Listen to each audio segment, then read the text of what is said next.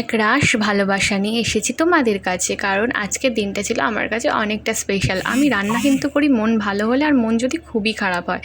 তো এই সময়টা আমার মনটা খারাপ ছিল, তার জন্য আমি শুরু করে দিয়েছিলাম একদমই নর্মাল কিছু রান্না, যেখানে করেছিলাম আমি মটরের ডাল মিষ্টি মিষ্টি করে, আর এই লাফ পাঁপড় ভাজা।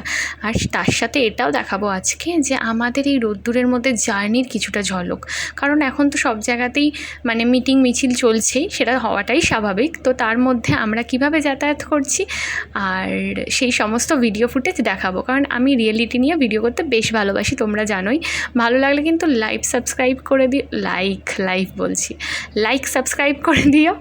আর আমার যদি কোনো ভুল হয়ে থাকে আমায় কিন্তু ক্ষমা করে দিও, কেমন? আমার বকবক করতে এতটাই ভালো লাগে যে এখন আমি কথা বলার লোকই পাই না বলতে আমি বন্ধুদের সাথে কথা বলা খুবই কমিয়ে দিয়েছি, অফিসেও বাড়িতেও খুবই কম কথা বলি, কারণ সবসময় নিজের কাজ পড়াশোনা এইসব নিয়ে থাকতে না আর কথা বলার সময়টাও পাই না, এনার্জিটাও থাকে না। আর বাকি রইল এই ইউটিউব ভিডিও, তাই তো এই মাধ্যম আমার ইউটিউব ভিডিও, যেখানে আমি অনেক মন খুলে কথা বলতে পারি। এইটা হচ্ছে সোদপুর পেট্রোল পাম্প থেকে এগিয়ে যে রাস্তাটা কাঁচকল মোড়ের দিকে যাচ্ছে, আর এইটা হচ্ছে সোদপুর স্টেশনের কিছুটা অংশ, যেখানে যথেষ্ট ভিড় হয়েছিল।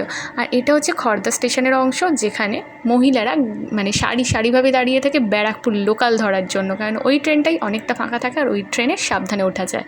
টাটা।